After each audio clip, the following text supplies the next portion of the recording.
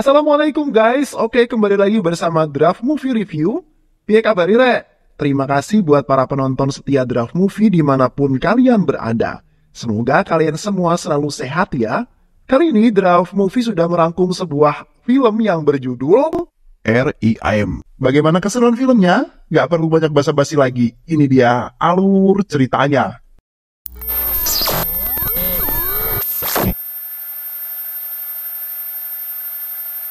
Di sebuah markas terdapat beberapa orang yang sedang berjaga di markas tersebut. Ada seorang kakek-kakek yang belum diketahui namanya, sebut saja kakek Arkan. Dia adalah pemimpin kelompok mafia yang ada di sana. Dev Singh menelpon untuk membicarakan sebuah strategi yang mereka rencanakan. Namun jika strategi ini gagal, maka Dev Singh akan ditangkap oleh pihak yang berwenang. Kemungkinan kakek Arkan meminta ajudannya untuk menelpon seseorang yang bernama Nawas. Kakek yang belum diketahui namanya itu mengatakan kepada Nawas bahwa kali ini di India harus melihat lebih dari apa yang terjadi di Mumbai dan Hyderabad. Di sebuah jalan raya melaju sebuah mobil hitam lalu berhenti di pinggir jalan. Lalu ada seorang laki-laki yang kita sebut saja Bos Johan. Bos itu kemudian memakai jas dan kacamata hitam kemudian keluar dari mobil itu yang nampaknya sedang menunggu seseorang. Kemudian datang seorang dengan berbadan besar yang kemudian menyeret bawahannya untuk dihadapkan kepada seorang bos. Bawahan itu meminta maaf pada bos karena telah melakukan kesalahan. Lalu bos itu kemudian berkata akan memberikan sebuah hadiah kepada bawahannya yang berupa peluru panas yang dihadapkan tepat di mulut bawahan tersebut. Setelah membunuh bawahannya, bos tersebut melanjutkan perjalanan menuju ke Hyderabad. Di sebuah tempat yang sebut saja kantor kepolisian, seorang prajurit yang sedang melapor kepada komandan bahwa mereka telah mengetahui lokasi markas mafia itu. Di sisi lain, di markas mafia sedang terjadi diskusi dan mempersiapkan pasukannya. Lalu salah satu bawahan kakek Arkan melapor kepadanya bahwa markas mereka telah diketahui oleh pihak kepolisian.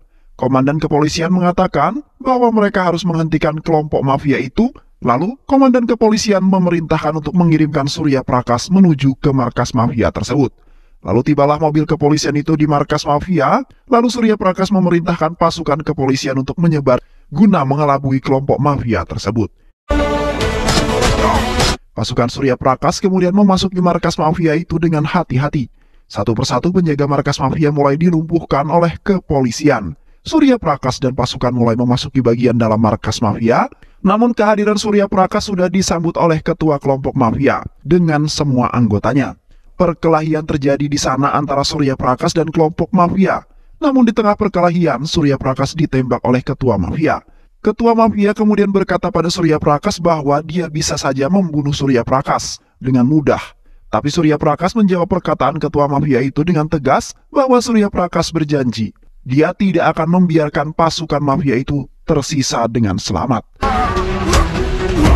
Perkelahian terjadi antara dua ketua mafia itu dan Surya Prakash. Surya Prakash yang sudah terluka berhasil mengalahkan dua ketua mafia itu. Namun ternyata ada sebuah bom yang terpasang di tubuh ketua mafia tersebut. Lalu Surya Prakash yang sudah terluka itu memerintahkan pasukannya untuk meninggalkannya di sana. Get out of the sight immediately. Bom pun meledak bersama dengan Surya Prakash. Di lain tempat, Bos Johan menemui seseorang pemimpin perusahaan, sebut saja namanya Pak Saman. Pak Saman memberikan sebuah berkas kepada Bos Johan. Pak Saman mengatakan pada Bos Johan bahwa orang-orang yang berada di berkas itu sedang merencanakan sesuatu yang sangat besar. Lalu Bos Johan menemui beberapa orang yang akan menjalankan tugas bersamanya. Bos Johan menunjukkan foto yang berada dalam berkas tadi yang tidak lain adalah seorang penjahat yang terkenal yang bernama Wasim. Dia adalah teroris yang berbahaya yang ingin Bos Johan tangkap. Lalu Bos Johan memanggil orang-orang yang bekerja pada Wasim. Bos Johan menanyakan pada mereka bahwa siapa saja yang tahu keberadaan dan rencana Wasim agar mengatakannya pada Bos Johan. Namun mereka mengatakan bahwa mereka sudah tidak bekerja pada Wasim. Mereka juga mengatakan pada Bos Johan bahwa Wasim telah merekrut anggota yang baru. Film berpindah di mana ada seorang pemuda bernama Ram. Dia adalah anak dari pemimpin pasukan kepolisian yang bernama Surya Prakash. Ram yang sedang mengendarai motornya menuju ke sebuah tempat perlombaan balap motor bersama teman-temannya.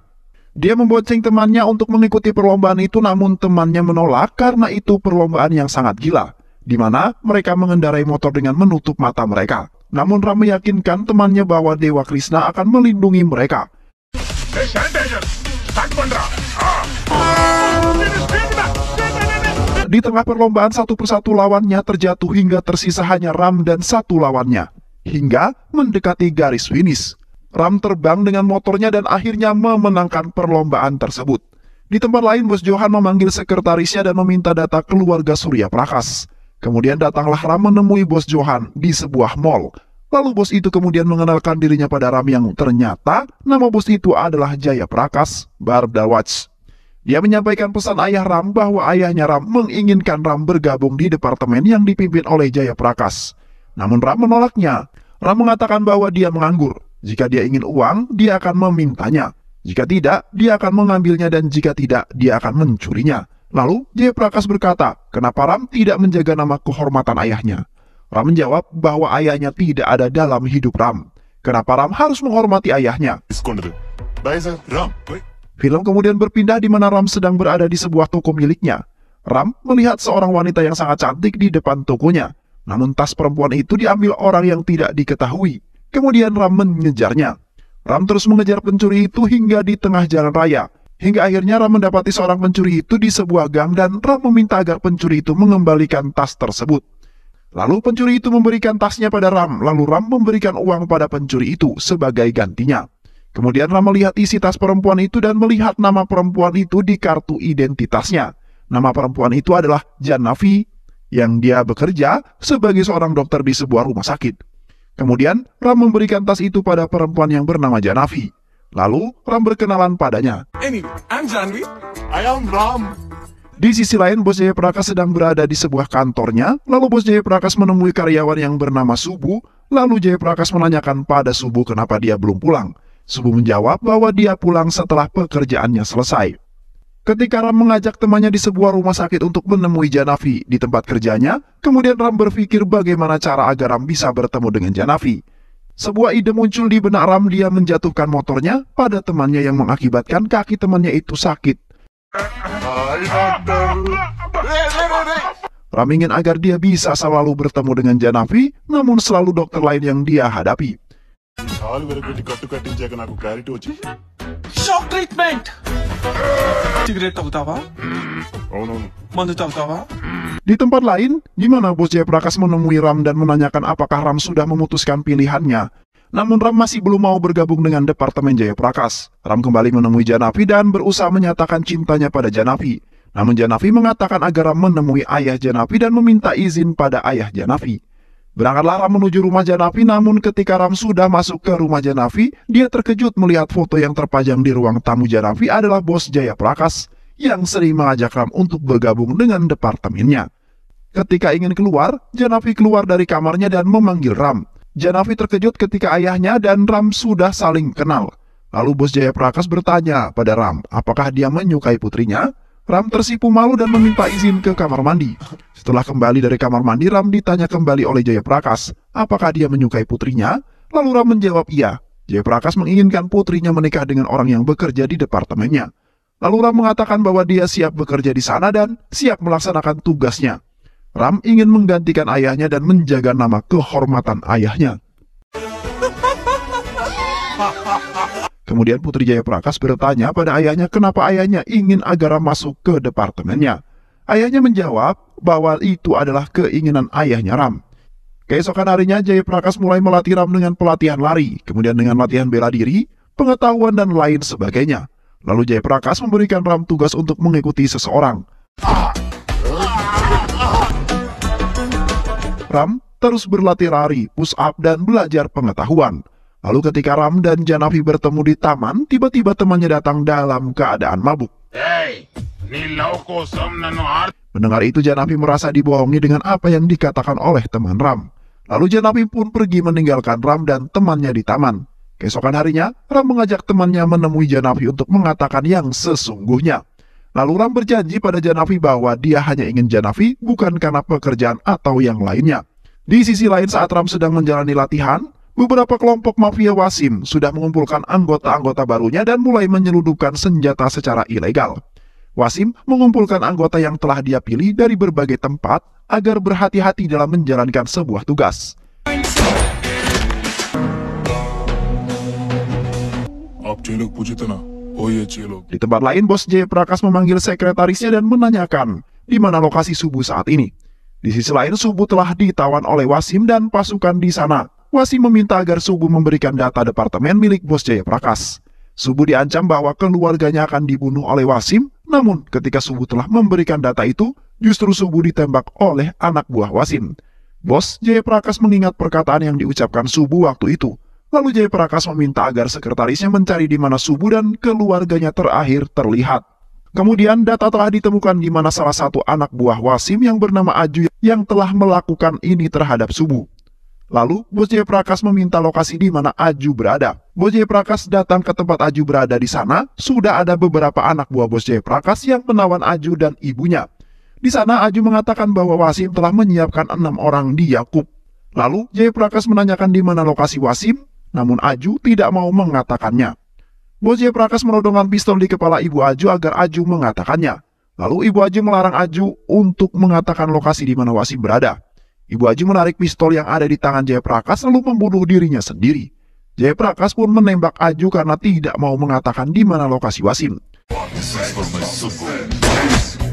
Jayaprakash meminta sekretarisnya agar mencari data, nomor, dan detail milik Aju. Setelah Jayaprakash mendapatkan informasi yang cocok, dia berangkat bersama timnya menuju lokasi yang telah dicari.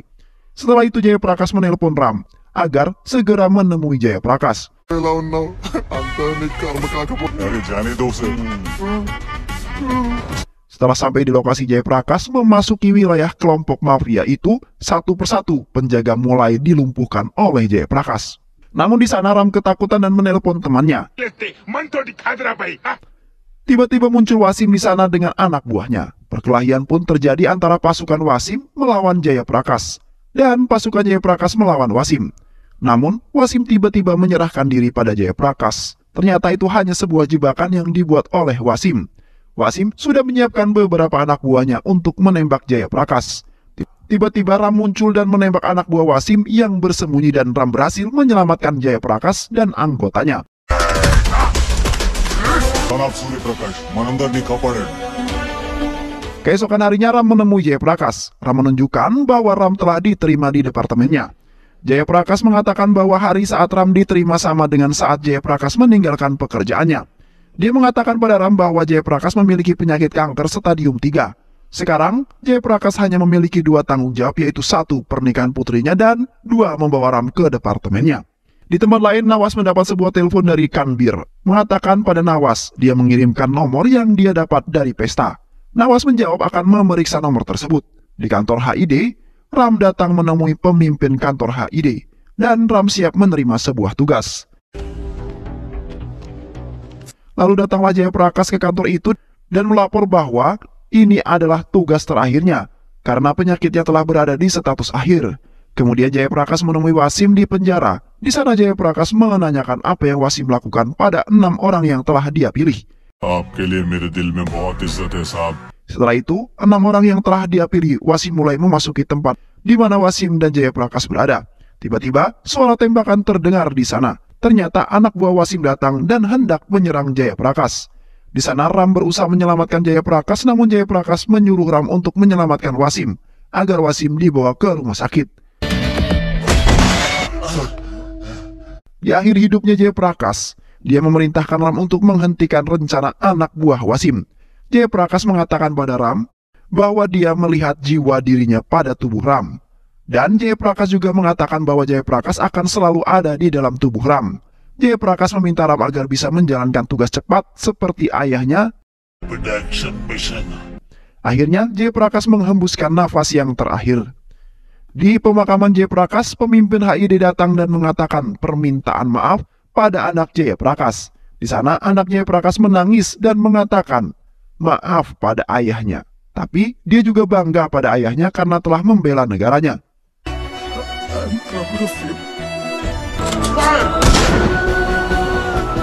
Film berganti di mana Ibu Ram memberikan peninggalan ayahnya pada Ram saat dia mulai tugas pertama. Peninggalan itu berupa video ayah Ram saat bertugas. Di video itu ayah Ram meminta maaf apabila suatu saat nanti terjadi apa-apa pada ayahnya. Ayahnya juga berpesan agar dia bisa menjaga ibunya. Lalu Ram datang ke kantor HID dan menemui pemimpin itu. Lalu bertanya kenapa dia melakukan ini pada Jayaprakash. Lalu pemimpin HID itu mengatakan bahwa dia adalah salah satu dari jutaan umat Islam yang menganggap cinta tanah air dan mentaati aturan Islam adalah hal yang sama. Namun ada beberapa orang yang mengkhianatinya. Lalu pemimpin itu juga mengatakan dia akan membalasnya pada negeri ini dengan kematianku. Lalu pemimpin itu membunuh dirinya sendiri dengan menembak kepalanya. Pada saat Ram akan pulang, datang sekelompok orang yang menanyakan keberadaan bosnya. Lalu kelompok itu menyerang Ram dan perkelahian pun terjadi. Salah satu temannya Ram tertusuk dan tergorok lehernya oleh kelompok tersebut. Kemudian Ram membawanya pergi, temannya yang terluka itu. Tapi kelompok itu masih mengejar Ram dan temannya.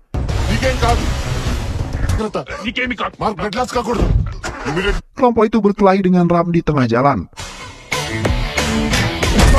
Ram meminta agar dia mengatakan siapa yang memerintahkan mereka, namun mereka tidak mau mengatakannya.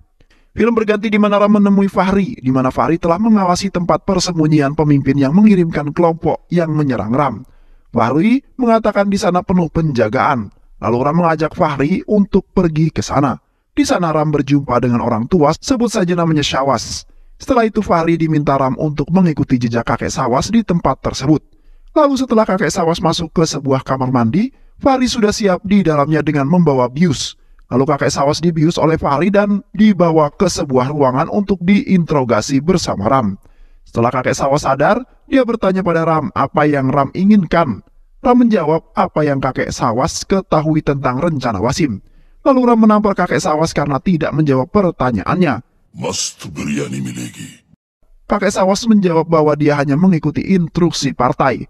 Kakek Syawas hanya meneruskan hadiah dan pesan dari mereka. Lalu Ram berkata apa hubungan Wasim dengan partai. Kakek Syawas menjawab, Wasim adalah seorang teroris. Kakek itu mengatakan bahwa banyak orang mengira teroris untuk agama dan mendapat kendali atas negara. Kakek Syawas mengatakan kemudian memukulnya. Memarahi atau bahkan membunuhnya tidak akan mengubah jawabannya. Kemudian Ram menulis sebuah angka yang menuju ke sebuah teka-teki. Ram terus mencari tahu tentang nomor itu hingga akhirnya Ram menemukan titik terang di mana itu adalah nomor PNR, yaitu nomor keberangkatan kereta dari Hyderabad menuju Tirupati. Lalu Ram menyuruh Farul untuk mencari rincian penumpang kereta itu. Lalu Farul mengatakan bahwa tiket itu palsu. Kemudian Ram terus mencari tahu tentang nomor tersebut. Akhirnya menemukan arti dari angka itu adalah nama sekolah yang bernama Kendriya Vidya Bhavan 2. Kemudian Ram menemui Javani untuk meminta kemunduran jadwal pernikahan mereka. Lalu Javani mengatakan pada Ram untuk meminta izin dan restu pada ibunya. Kemudian Ram menemui ibunya untuk meminta restu dari ibunya, dan ibunya memberikan gelang Krishna pada Ram. Tibalah Ram di Tirupati. Lalu Ram menghubungi pemilik sekolah yang berada di Tirupati. Ram mengatakan bahwa akan ada teror di sekolah itu. Tiba-tiba Ram tidak sadarkan diri. Film berganti di mana Ram sudah diikat dan bercucuran darah di kepalanya. Setelah sadar, Ram terkejut melihat seseorang yang sudah berdiri di depan Ram dengan seluruh pasukannya. Seseorang itu adalah Nawas. Nawas bertanya pada Ram siapa yang mengatakan 2 kaki, memiliki arti Kendriya Vidyalaya. Lalu Baruti bertanya pada Ram mengapa Ram melakukan ini. Lalu Ram melawan Tuan Van Kateswara yang telah memberitahu. Lalu Nawas berkata bahwa dia ingin memerintahkan negara ini. Nawas mengatakan bahwa dialah yang meminta Wasim untuk mencari 6 orang di India karena dia ingin membentuk jihad baru. Nawas juga mengatakan Tuhan bagi semua orang adalah Allah. Nawas berkata pada Ram bahwa ada 1.500 siswa di sana dan dalam 15 menit semuanya akan meledak. Lalu terdengar telepon memanggil Nawas. Lalu suara dari telepon itu mengatakan bahwa sudah 15 tahun dia mendengar suara itu seraya berkata, Surya Prakash. Lalu suara dari telepon itu memerintahkan untuk membunuh Ram. Lalu Ram dipukuli dari belakang menggunakan sebuah besi. Ram pun tidak sadarkan diri, lalu Ram teringat ibunya. Kemudian Ram pun bangkit dan melawan seluruh pasukan Nawas secara sendirian. Kemudian Ram berlari keluar dan meminjam telepon seseorang untuk menelpon polisi, agar polisi segera menuju ke sekolah yang akan diledakkan. Di sekolah itu Ram sudah disambut dengan 6 orang itu di lapangan. Ram melawan 6 orang tersebut sendirian hingga tersisa 1 orang. Ram bertarung melawan orang-orang itu hingga babak belur. Pertarungan itu dimenangkan oleh Ram. Namun ketika petugas ingin membunyikan sebuah bel yang sudah dipasangi bom, Ram mencoba menghalanginya. Akhirnya bom yang sudah dipasang oleh Nawas gagal meledak. Akhirnya sekolah itu pun selamat. Di akhir cerita, Ram menemukan artikel yang ditinggalkan oleh ayahnya untuk Ram. Singkat cerita, Nawas sudah tertangkap oleh Ram. Lalu muncul seseorang yang tidak diketahui dan merasa ketakutan akan mendengar nama Ram. Dia mengatakan bahwa Ram tidak akan berhenti sebelum menangkap dirinya. Misi Ram selanjutnya menemukan dan menangkap seseorang yang memerintahkan Nawas. Dan cerita pun selesai. Baik sahabat, itulah alur cerita dari film yang berjudul Ram 2024. Bagaimana keseruannya? Mudah-mudahan sahabat semua terhibur dan sehat selalu. Wassalamualaikum warahmatullahi wabarakatuh.